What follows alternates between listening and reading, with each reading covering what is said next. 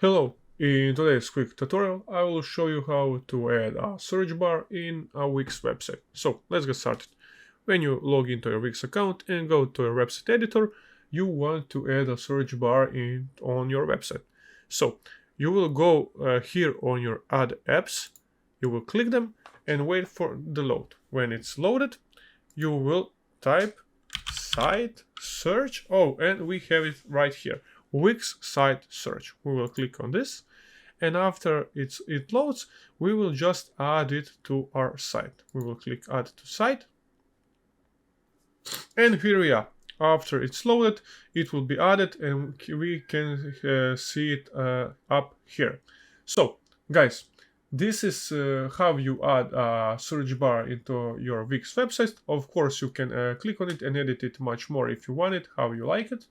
And if you enjoyed this quick tutorial, please leave a like and subscribe. If you need any other help, just visit our YouTube channel down below or ask us in the comments. I hope you have a nice day and see you in the next one. Bye!